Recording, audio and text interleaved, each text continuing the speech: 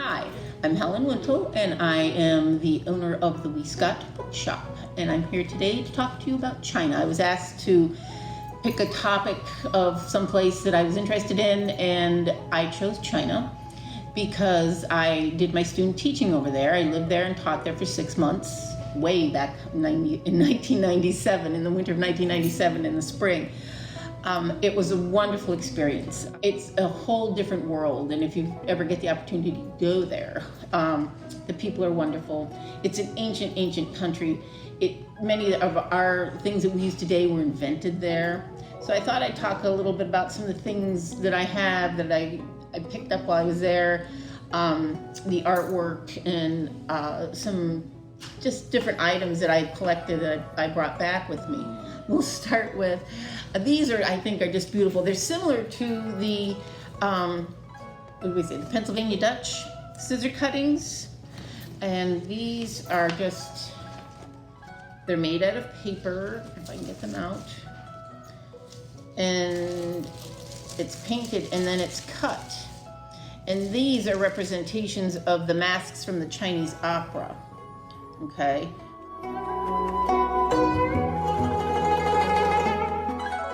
And then I have another one that is a dragon, which is just beautiful. You can tell how delicate it is, and the cutting that they had to do for this is just amazing. I stayed in one spot for the whole time that I was in. I taught in Shenyang, at the Shenyang Teachers College, which is in northeast China, very up towards Mongolia. And I was there for the whole semester and taught college students English.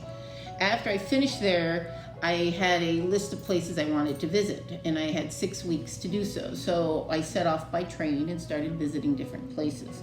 So one of the places I went that I really wanted to go, it was our first stop when we left China. We headed west by train, and we stopped in Xi'an. And in Xi'an is the terracotta warriors. Going there is just, it's awe-inspiring because if you know anything about it, a farmer he was digging a well, and that's how they came across his burial site of the Emperor Qi.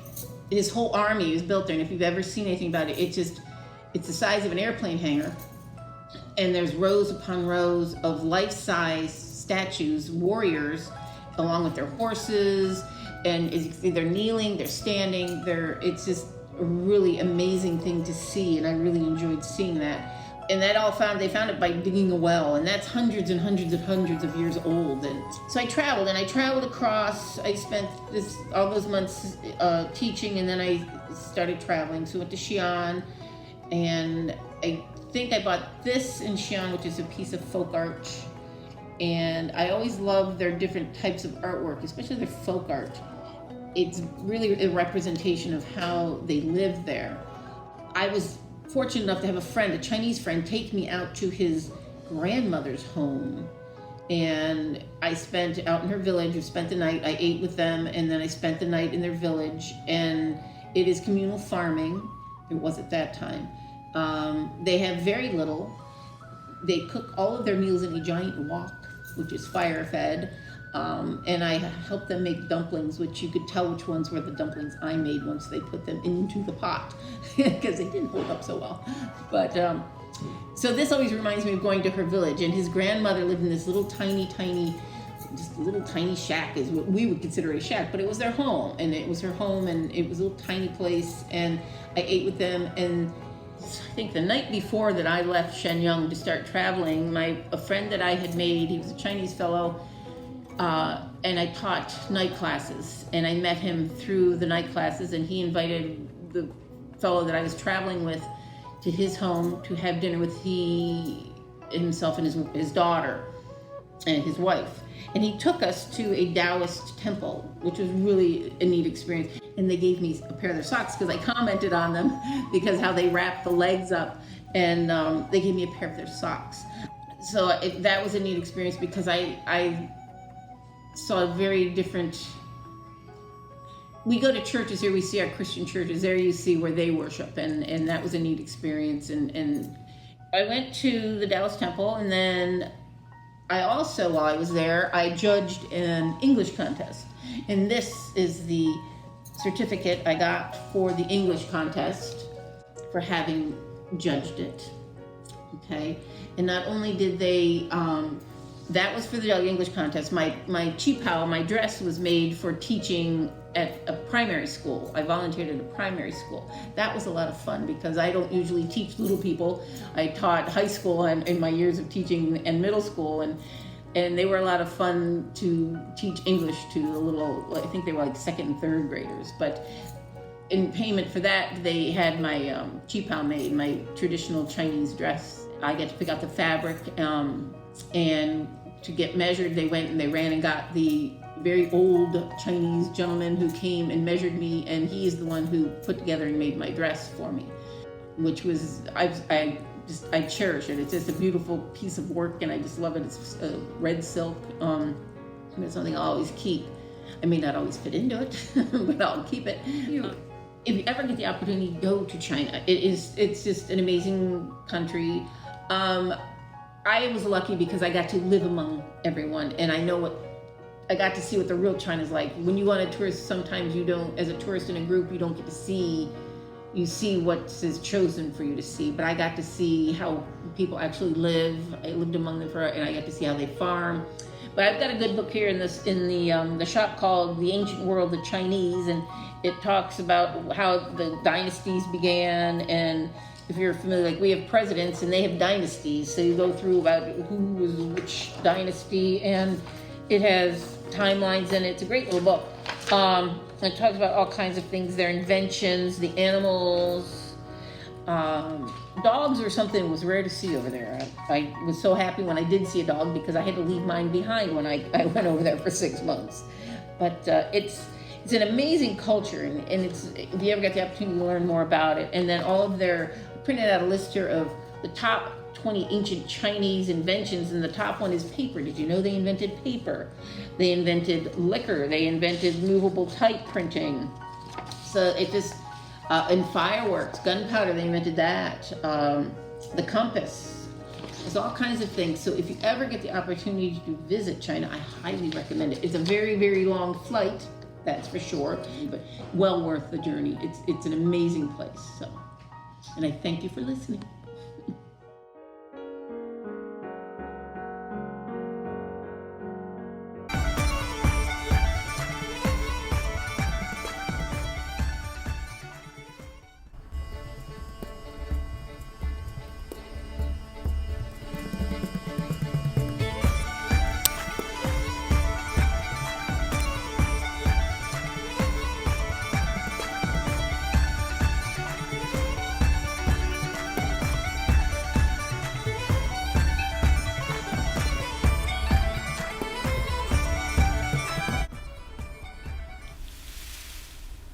Beard, food.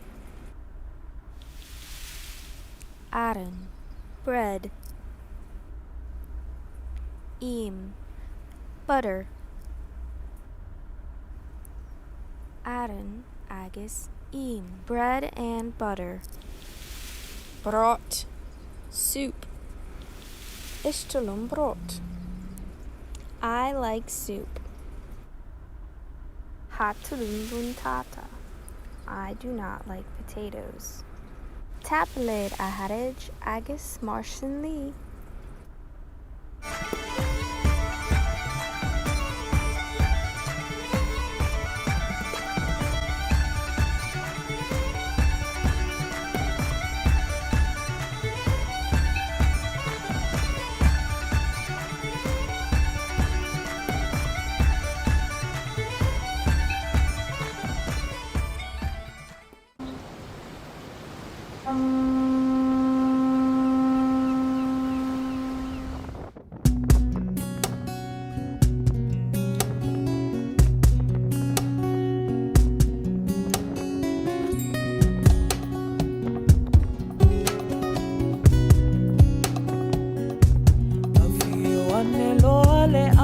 Fa'apay sa isaw-saw nola e Samoa amata ususule ayulia luile atoa suluile malo mamalua ile tuinga salanile uu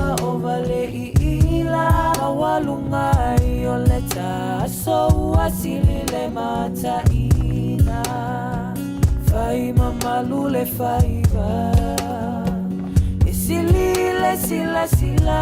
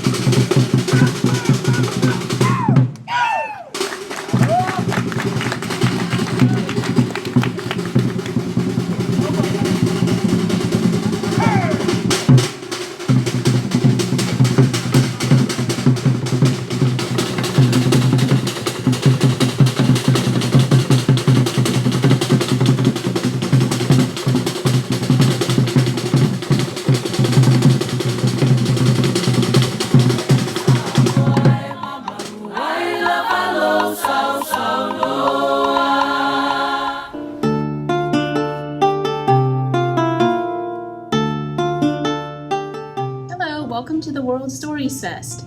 My name is Gina. I'm the teen librarian and also the collection development librarian here at the library.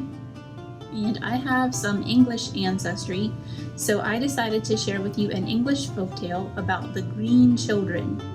And the really fascinating thing about this story is that it's based on something that actually happened in the English village of Woolpit in southeast England back in the mid-1100s. Fascinating fact about Woolpit, its name comes from the Old English wolf pit, which is named that way because of the deep pits that villagers dug nearby back in the old days in order to catch wolves. I'm also linking in the description below to a video that investigates the story of the Green Children and tries to come up with some theories about who they might have actually been. Also, I wanted to tell you about the English Heritage YouTube channel, which is, if you've never checked it out, I would highly recommend it. They have all sorts of interesting things about Stonehenge, Tintagel Castle, which if you don't know is legendary birthplace of King Arthur. They have recipes, living history, reenactments, all sorts of cool things. One of the things I especially wanted to mention is their English folktales map. The map of English folktales is this interactive online map. You can see the whole map of England and you can click on the different folktales and find out more about the location and the history of this story. So I'm going to link to that also below.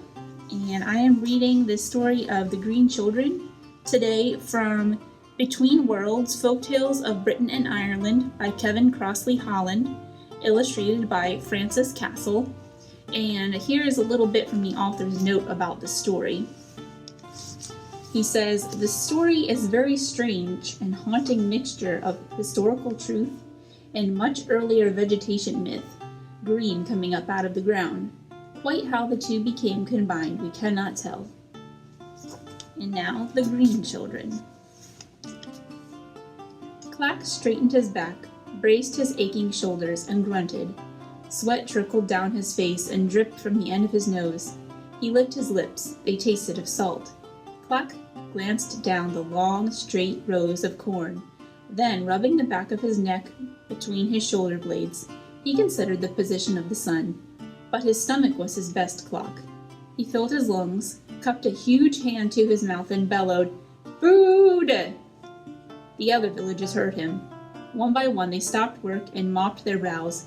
One by one they left their own strips of land and began to walk slowly toward him. Their scythes gleamed in the midday sun. A very small wind moved over the land and whispered warnings to the ears of uncut corn. "Come on," called Clack. He sat on the ridge dividing his strip from the next, waiting impatiently. "This sun, I've had enough of it." "So have I," sighed Swain, collapsing in a heap like a sack of potatoes. "Come on," cried Clack. You and all the rest of you." He picked up a side of ham with one hand, and with the other a gourd of cider. "I'm for the shade. Shade first, then food.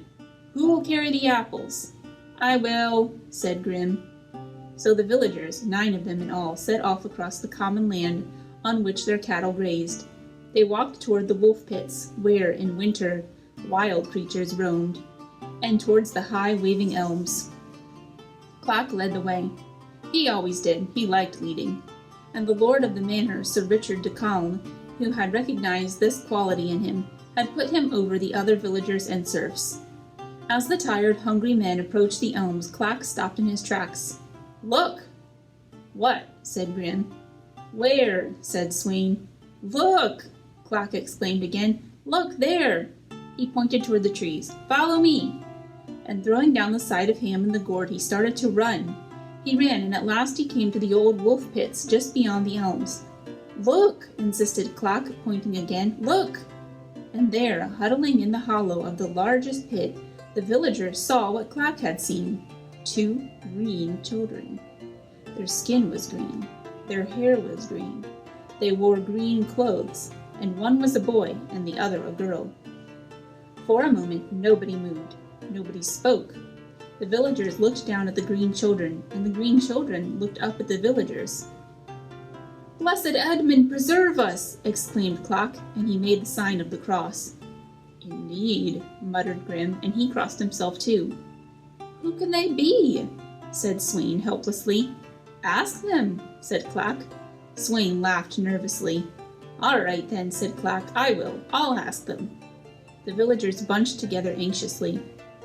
"They might be little folk," Swain warned him. "Let's leave them alone," said Thurketil. "Look at them," Clack replied. "Do they look as if they mean harm?" The villagers crowded round the edge of the pit, watching breathlessly. If one man had moved, the rest would have toppled headlong down. The boy and the girl were clutching each other, looking up at the 9 men fearfully, and then the green girl buried her face in her hands and began to sob. "You see," said Clack. He stepped forward, slipped down the grassy bank, and walked toward the children. The closer he drew, the more astonished he became, so much so that he completely forgot his nervousness. In all his 30 years, he had never seen or even heard of anything like it before.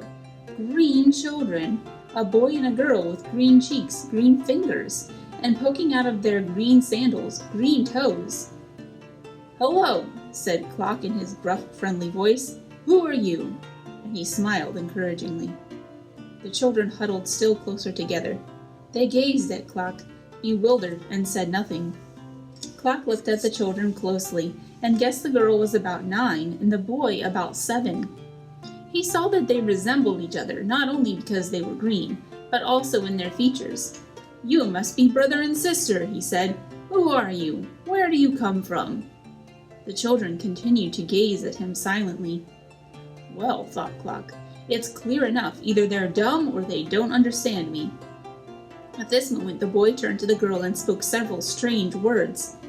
"That settles it," said Clack. "You don't understand me, and I can't pretend to understand you."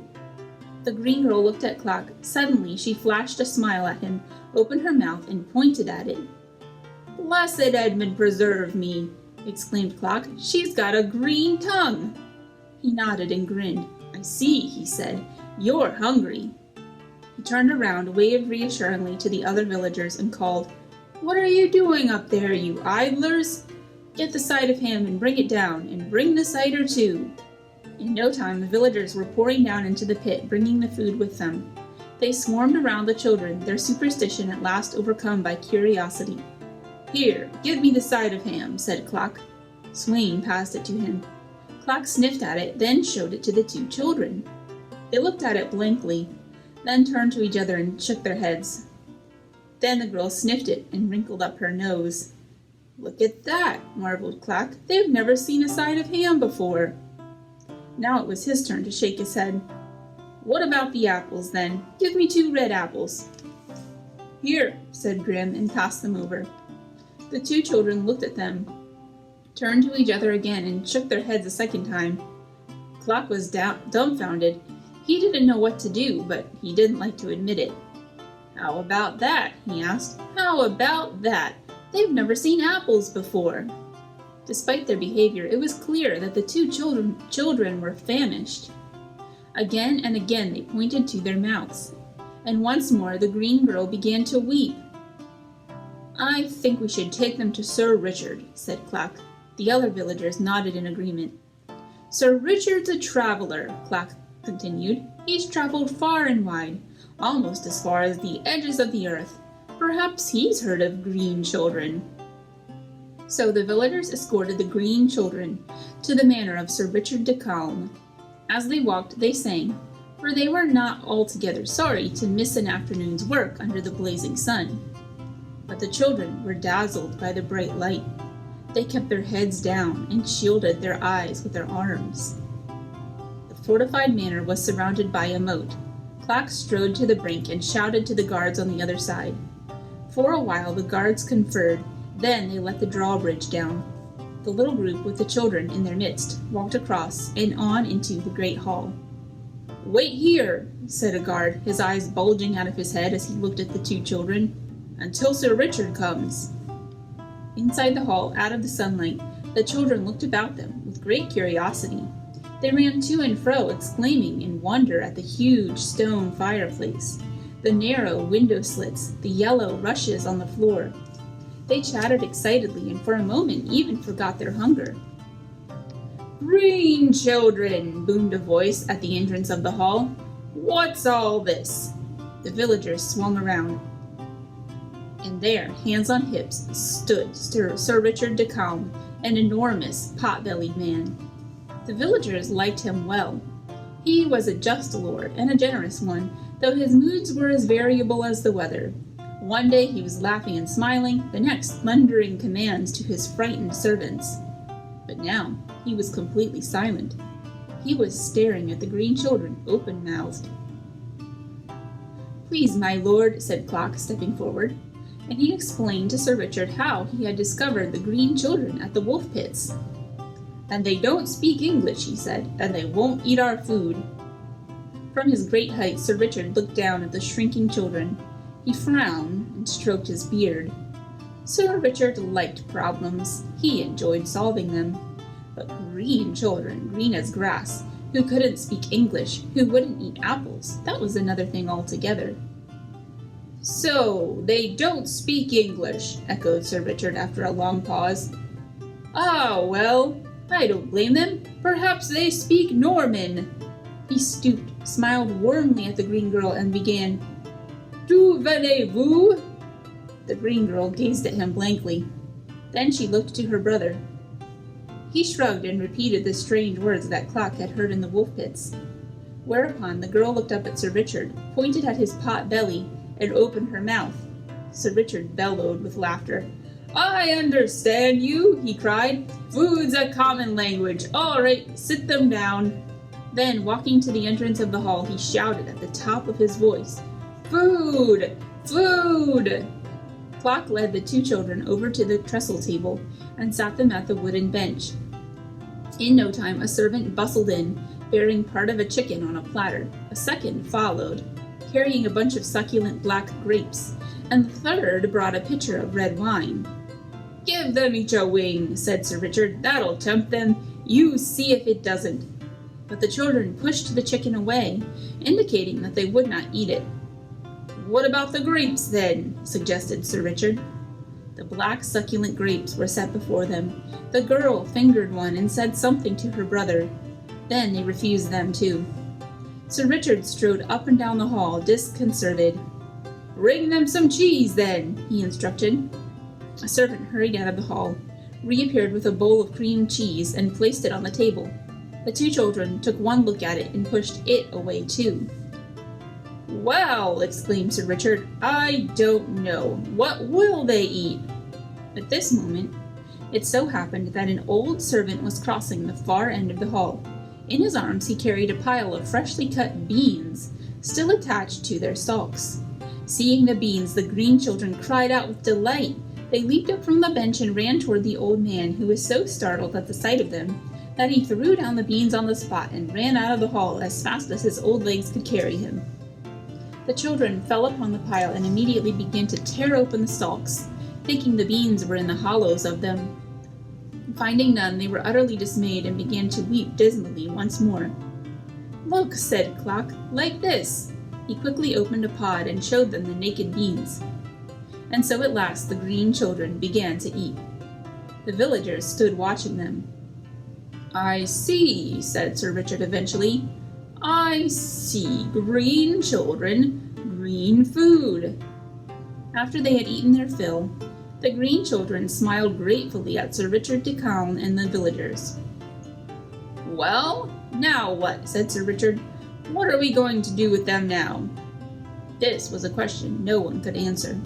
And as the two children showed no inclination to leave the hall, Sir Richard instructed that they should be allowed to remain at the manor for as long as they desired.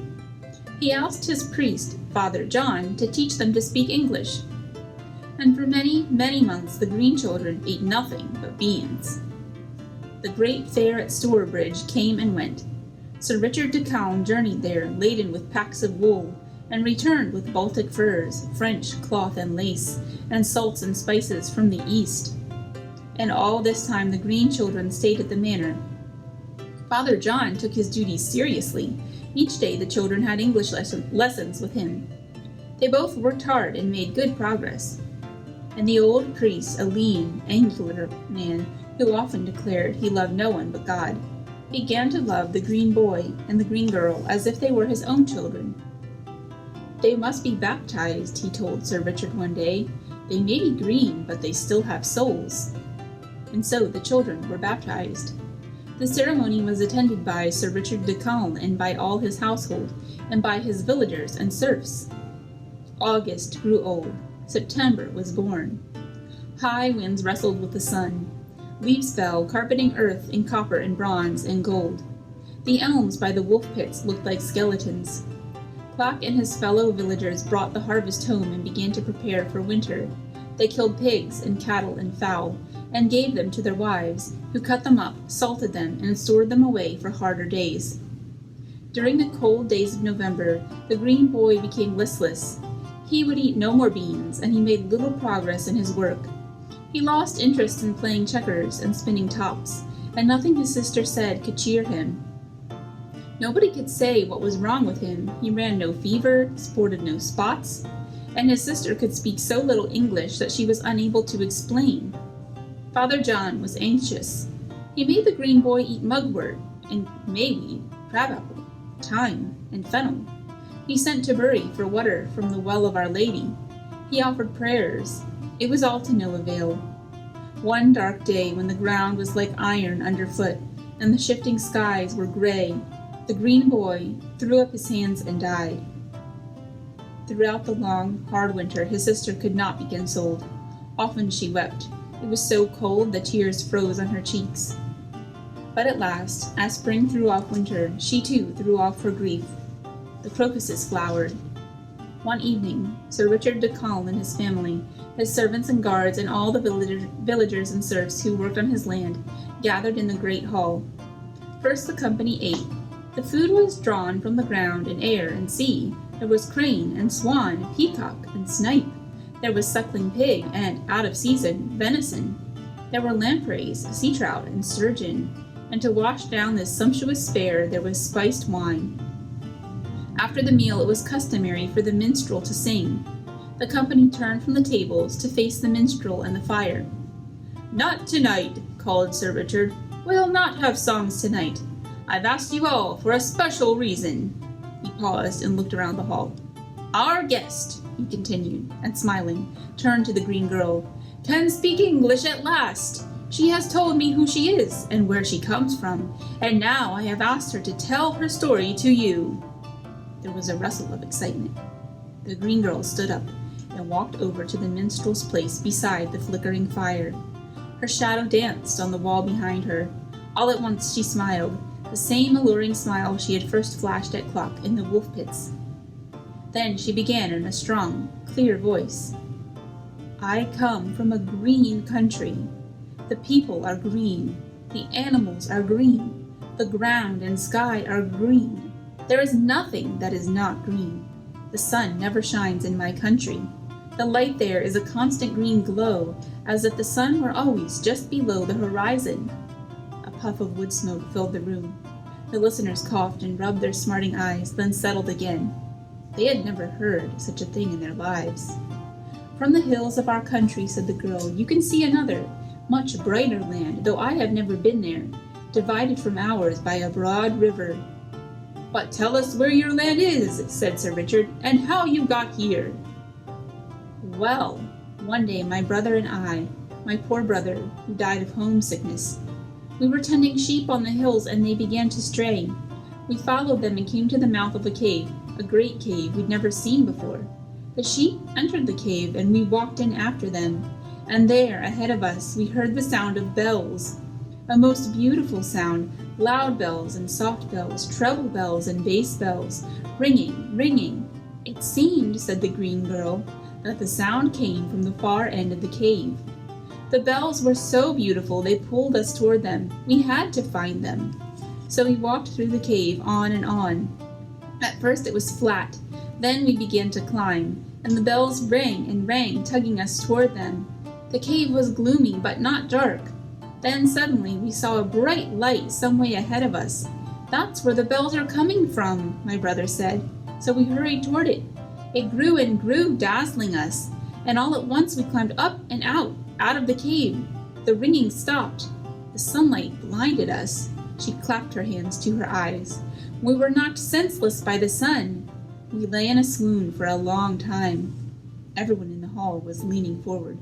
The fire roared. "Then we recovered our senses. We saw we were in some deep pit, and although we looked for the entrance to the cave, it had completely gone. We couldn't find it again." "What shall we do?" my brother asked me. "I don't know," I said. I felt rather afraid. "But as we can't go back, we'd better go forward." So, very cautiously, we climbed out of the wolf pit. "That's it!" exclaimed Clock excitedly. "I remember! That's when I saw you!" The green girl smiled. "Blessed Edmund preserve us," I said, continued Clock. "Two green children." "If you were surprised to see green children," the girl replied, "think how astonished we were to see pink men." Everyone laughed.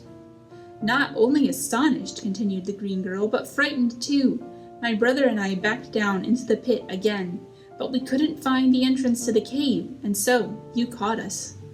The assembled company sighed and nodded. "That's my story," said the green girl. "The rest you know. Thank you all for your great kindness to me.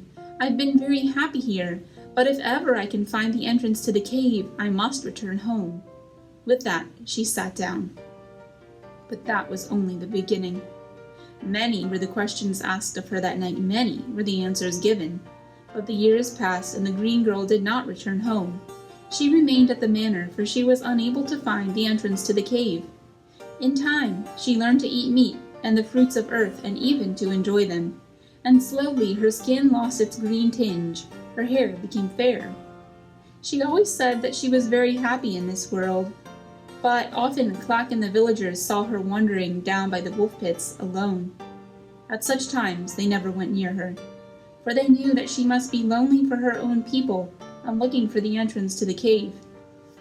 One spring, the green girl married. She left the manor of Sir Richard de Calne and went to live with her husband near the port of Lynn. But even then, she used to return to the wolf pits from time to time. Her feet were anchored to this ground, but her heart and mind sailed on to another far-off land. How then did it end? What became of the girl who climbed up from the green land? All this happened years and years ago, 800 years ago. Some things live longer than centuries, others do not.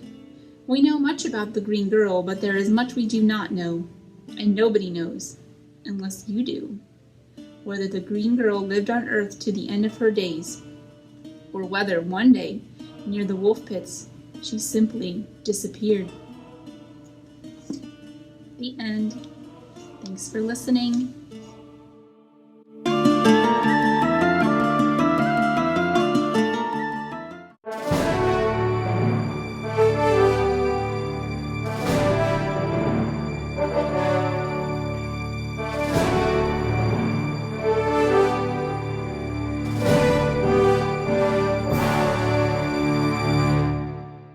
Hello, it's time to announce the winners of our Teen Summer Reading Program. We're going to find out who won each of these fabulous prize baskets.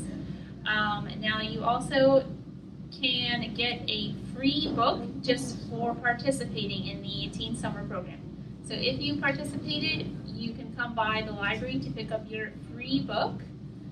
And we're going to have those at curbside pickup, or you can make an appointment to come visit us. If you want to find more about curbside pickup or making an appointment to come visit the library, just visit our website at ahmfl.org. All right, and now for our winners.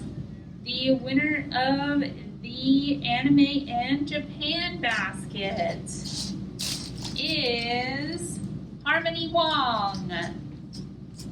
And now for the Arts and Crafts basket. The winner of our Arts and Crafts basket is Johanna Walters. And finally, our Games and STEAM basket. The winner of this basket is TJ Cogs. Congratulations to our winners. Come on by and pick up your prizes and enjoy the rest of your summer. Thanks. Bye.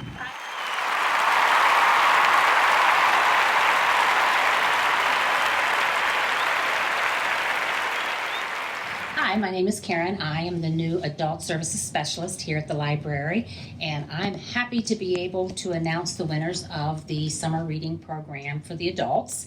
And the winners are, for the home office gift basket, Teresa Calmy. So congratulations, Teresa. For the adult date night basket is Peggy Etter. Congratulations, Peggy. And for the adult game night basket is Beth Cox. So congratulations, Beth Cox. Stop in to pick up your baskets. We're glad you participated.